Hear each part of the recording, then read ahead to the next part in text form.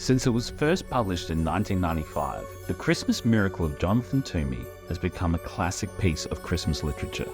It was the book's rich and textured artwork by illustrator P.J. Lynch that caught my attention nearly 30 years ago and has stayed with me ever since. I called Lynch to learn more about his creative journey, his current projects, and how he crafted The Christmas Miracle.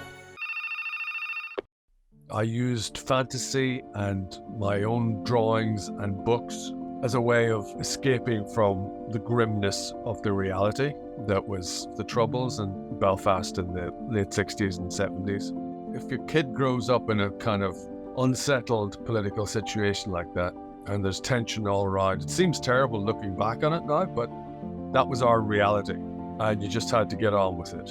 And I certainly didn't think about other kids who didn't have that in their lives. I applied to illustration courses. Because of the Troubles, I wanted to get away from Northern Ireland, and I went to a place called Brighton, south of London.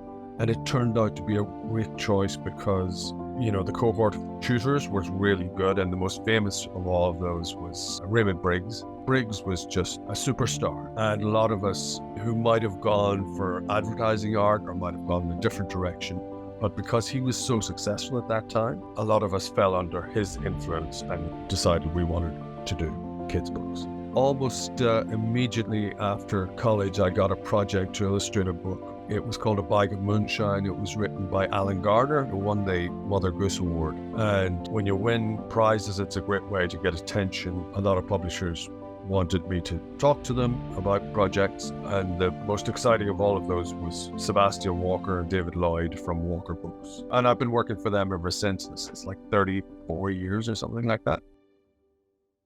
Walker came up with a text, The Christmas Miracle of Jonathan Toomey, which was a lovely story that was written by a librarian, Susan Wachkowski. As a librarian, she felt that she didn't have enough good Christmas stories to give to the kids who came in, and she very imaginatively decided to write one of her own. She says she was incredibly inspired and sat down to write and doesn't remember writing it. And at the end of the afternoon, there was this story, I was sent the story because Susan liked the work I'd done on a book called Catkin and thought I could do this book. I was kind of nervous about it because there was nothing spectacular happening in it. I was used to doing fantasy, like with great mountains and epic journeys and all this kind of stuff. Because it was a very intimate little study of personalities, I felt I had to work much more closely with models. Occasionally I worked with models to get folds right in costume. For this book, I thought I'm going to have to get these really good and try and aspire to something a little bit like Norman Rockwell's style of finish, because he was one of the artists I really admired. As I was doing it, I knew that this was kind of working out really well, and I knew the book was going to be good, but it exceeded all expectations when it finally came out. So that changed the direction that my career had been going, and the publishers wanted more like that. If they came up with a really good story of that ilk, then I would love to do it. The next story I did that was a bit like that was When Jessie Came Across the Sea. It's a story of emigration, a very poor Jewish kid in Poland who has to travel to America by herself. She's only 12. Sometimes when people ask me what's my favorite book, I think it might be When Jessie Came Across the Sea, because I kept the quality of the work really consistent all the way through the book. And I'm really pleased with it for that reason. I love almost every spread of it,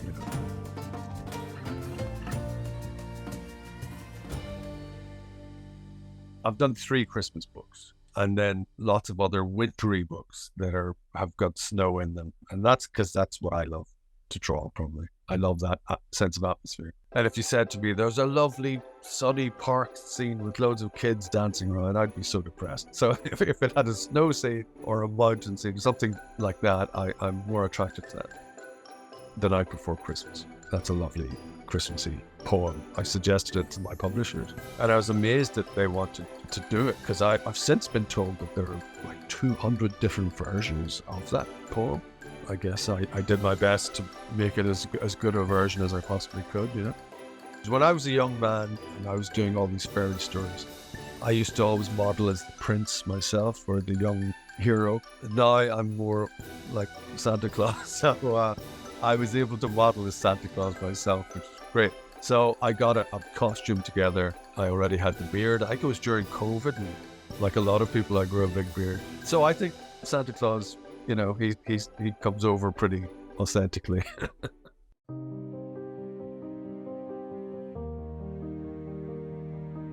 I met Owen, I don't know, maybe 10 years ago. But I was very aware of his work because he was having huge success with Artemis Fowl. I'd be doing tours in America and I'd be aware of this other Irish guy who was going around a few towns ahead of me, that kind of stuff. He had a project and he asked for me to illustrate it. And we got on great. And then afterwards we did another book about the dog who lost his bark, which is kind of very touching, very sad story, but it's got Owen's trademark humor in it.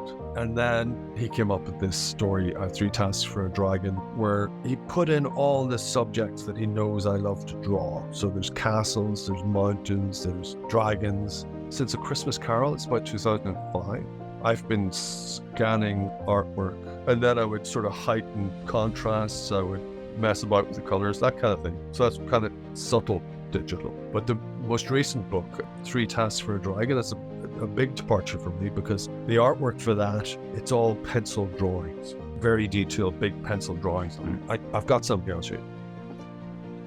There's one of them, see that? So nice big drawings. And then I would scan them into the computer. And I decided, because there was such a lot of drawings for that book, I would save a bit of time by colorizing those. So I used Photoshop to put a layer of color behind the black line. So that's a big departure from it.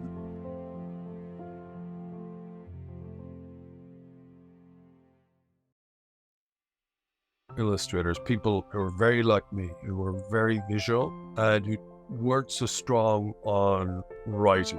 And somehow I managed to survive illustrating other people's text. But I would say, if you're like that, just keep writing until you can write your own stories.